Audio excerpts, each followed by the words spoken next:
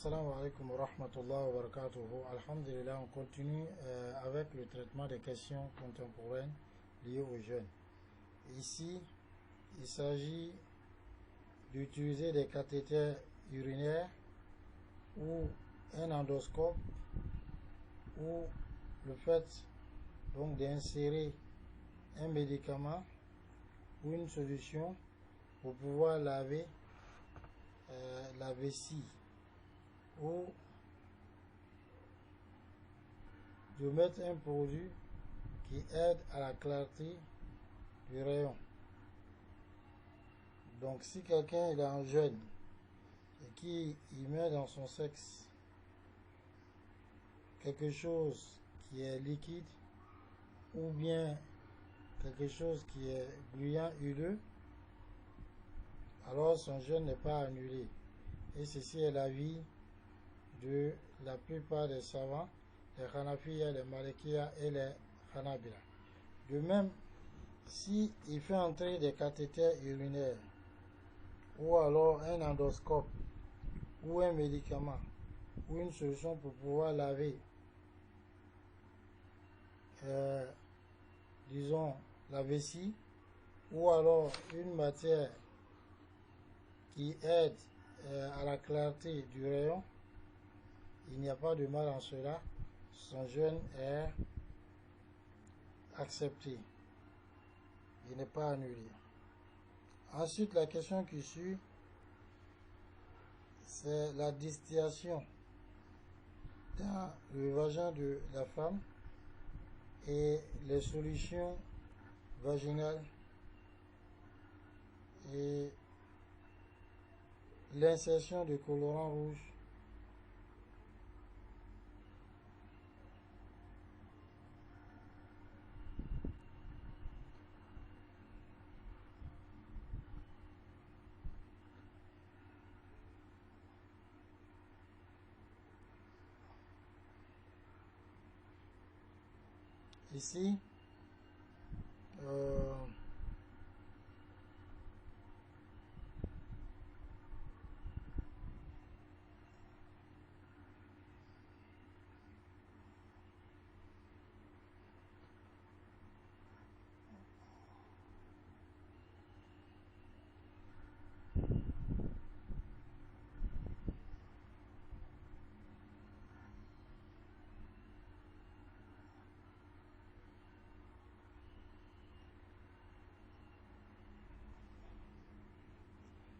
Ici, il s'agit donc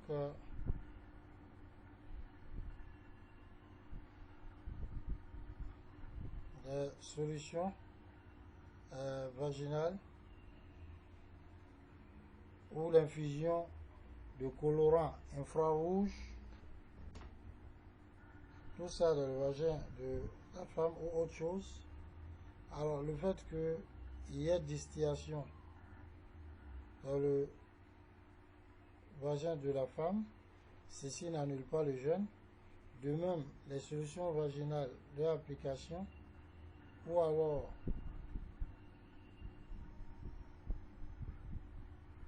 l'infusion de colorants infrarouges dans les voies vaginales, tout ceci n'annule pas le jeûne. Parce que la médecine moderne a montré qu'il n'y a pas donc de lien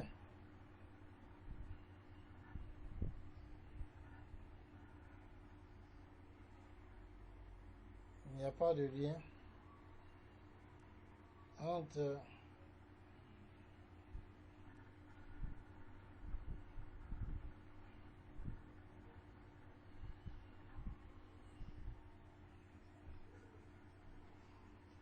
l'appareil digestif et l'organe reproducteur chez la femme. C'est-à-dire il n'y a pas de voie qui relie donc l'appareil digestif à l'organe reproducteur de la femme. Une autre question, c'est حكم استعمال للصائم معجون الأسنان. يجوز أن يستعمل الصائم معجون الأسنان لكن ينبغي الحذر من نفاذه إلى الحلق وهو قول ابن باز وابن عثيمين وذهب إلى هذا مجمع الفقه الإسلامي. Donc, alhamdulillah, quel est le statut d'utiliser la brosse à dents pendant qu'on est jeune? Il est permis, la réponse, il est permis d'utiliser la brosse à dents, mais il convient de faire attention à ne pas que ça arrive dans notre gorge. Et ceci est l'avis d'Ibn Baz, d'Ibn Usaymin et autres. استعمال قطرة العين يباح للصائم استعمال قطرة العين وقد ذهب إلى ذلك الحنفية والشافعية واختيار ابن باز وابن عثيمين. Le fait que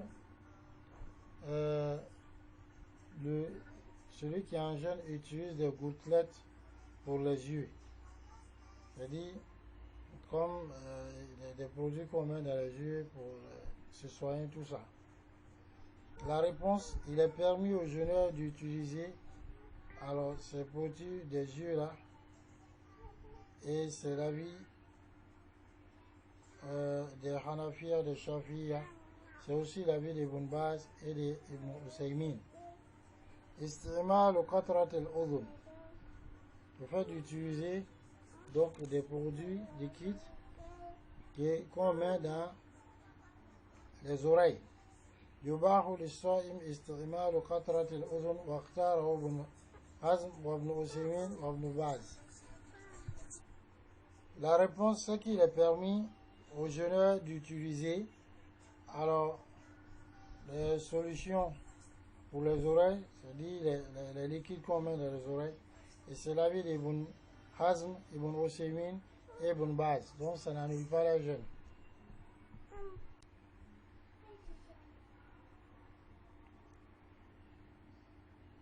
Ensuite, la question qui suit, c'est استعمال غسول الأذن. غالبا ما يحتوي هذا الغسول على قدر من الماء فإن نفذ إلى الحق وابتلع الصائم أفطر كما لو كانت الطبلة مخرقة مثلا فإن الماء يصل إلى الحلق والحالة هذه. أما إن لم يصل شيء إلى الحلق فلا يفطر وهو ما كرره مجمع الفقه الإسلامي. Alors les produits qu'on met dans les oreilles pour pouvoir laver les oreilles, nettoyer les oreilles. Très souvent, il y a de l'eau qui est dans ces produits-là.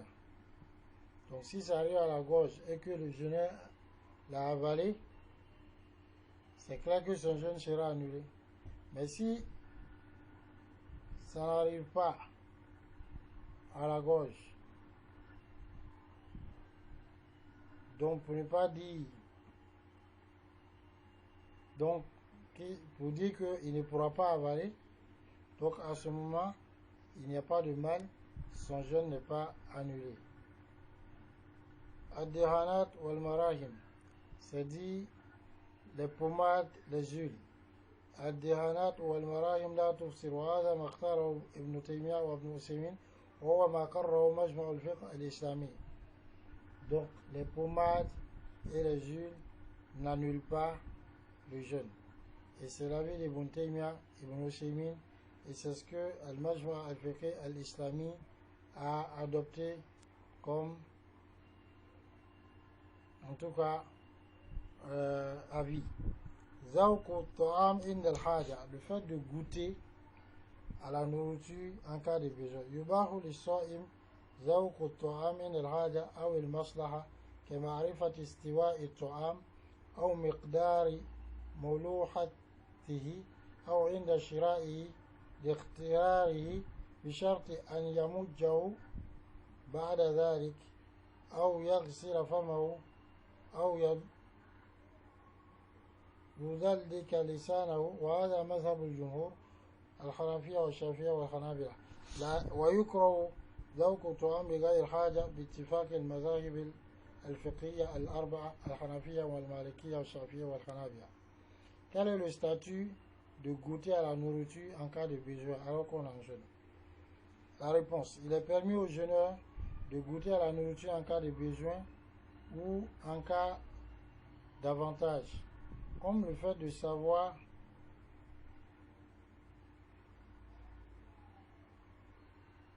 le niveau de la nourriture, ou bien savoir le degré de sel qui est dedans, ou bien lorsqu'on est en train d'acheter quelque chose, donc pouvoir choisir cette chose qui est de la nourriture qu'on doit goûter, mais à condition que le jeûneur, après avoir fait cela, donc crache et il rejette ce qu'il a goûté, ou qu'il lave sa bouche, ou qu'il rince sa langue. Et ceci est l'avis de la plupart des savants, les Hanafiya, les Shafiya et aussi les Hanabila. Mais il est réprouvé, blâmable, non recommandé aux jeûneurs de goûter de la nourriture sans vraiment qu'il y ait besoin. Et ceci à l'unanimité des écoles, 4 écoles de jurisprudence, les Hanafiya, les Malikiya, les Shafiya et les Hanabila.